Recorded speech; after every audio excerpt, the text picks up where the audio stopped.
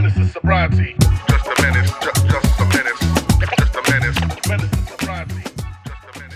Talk me through what happened with Jacob and how you got on this journey. Okay, so we lost Jacob in October 2015. He just turned 24.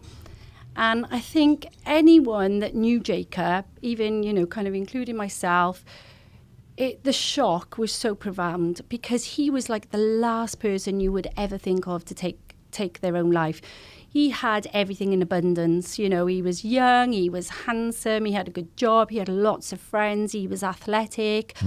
And from a mental health perspective, he didn't suffer with his mental health.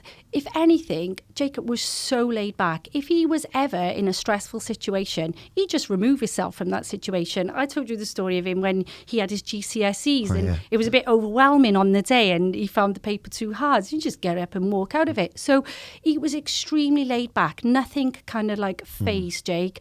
If we were talking about phones earlier, sometimes he wouldn't have a phone for a long time because he couldn't deal with the hassle of it. Jake lived in his world, he was laid back, and that was Jake. I was at the time a senior practitioner with a counselling degree and worked for a leading charity. So I kind of thought, well, I would have picked up on, any mental health issues. But what happened was on the 10th of October, Jacob had gone to a rave, we'd gone on a night out, and the following day he took his own life. So for me, when that happens, when you lose someone by suicide, I mean, the thing that consumes you the most is why? Why have this person done, why have they done this? And particularly as a mum as well, I kind of think, where did I go wrong? Yeah, what did I miss? What did I miss? Where have I gone wrong here? So I think being consumed with the why, it kind of gets you kind of investigating as to why. I had to know what had happened to my son for him to walk, out of the house on that Saturday afternoon and take his life. So we kind of rewind and we think, right, okay, he had a night out. Okay, he had a night out with his friends. When I spoke to other friends and his brother, he'd stayed out all night, he hadn't slept, and he was complaining of the hangover from hell. So, okay, we look at that. And then you kind of look back in kind of hindsight and think, well, actually, he did struggle when he had a night out. You know, we had this laid back, happy-go-lucky kind of young man, but on a night out, he did struggle. And, sometimes I'd ask the question, he couldn't sleep. So if he had a night out, he wouldn't be able to sleep the next day. And I would say things like, is you using anything more other than just alcohol? Is there drugs involved in here? Is there cocaine? And he wouldn't obviously open up to me and he'd be like, no, nothing. And I just can leave it at that. I take his word for it. And I think for me as a parent, I never tried drugs. They always petrified me. Like you talk about the Leah Betts thing. I never tried drugs because I always thought I'd be that one, ended up dead or in kind of A&E. So I never really understood kind of like why people would want to take drugs. For me, like, why would you do it anyway? Why would you be that stupid? So, I think I wasn't that understanding and, not many people would open up to their parents about drug use anyway. So I think there was something going on there. I thought, there's maybe he's using a little bit more. But he was very self-aware of that. And, nights out bothered him. So he would often avoid nights out. And, he was 24 years old. On a Saturday night, he'd be sat at home, up in his bedroom. And then that was not good because you think, well, he's young and he's missing out on life. But he was aware of how it made him feel the next day. And before he died, he kind of went into kind of a 6-week sobriety himself. He didn't go out.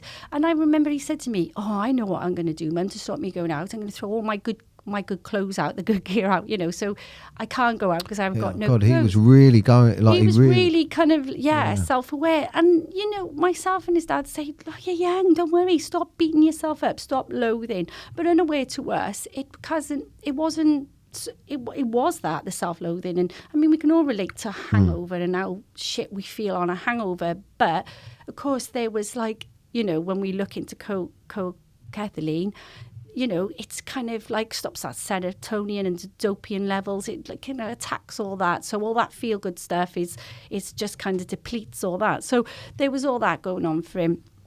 So like I said, I kind of like investigated into it. Then I got his phone back. After he died, I got his phone back, and I got into his phone. I guessed his password, and I got into his phone. And then there was messages then to friends after a night out, you know, how he looked, you know, cocaine was great at the time. So my answers were there. He'd been using cocaine, but the next day it made him feel so depressed, and, you know, why did he feel like this? So it was all there. There was some on there saying, you know, I'm in bed today thinking of ways how to die. I was like totally unaware of this, that this was going on, you know, the following day.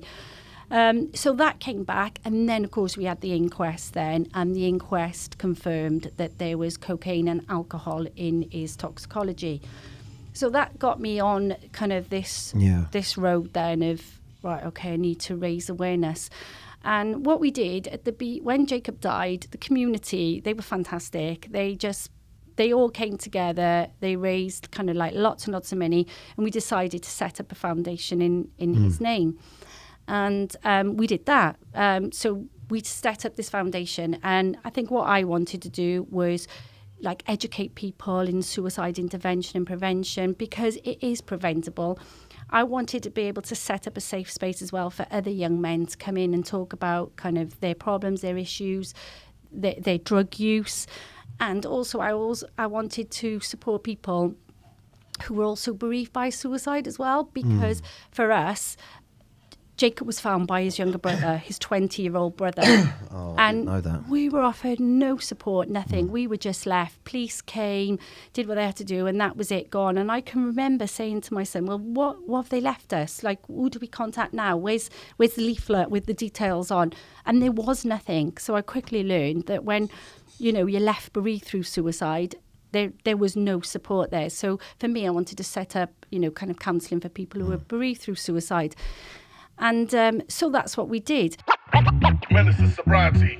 Just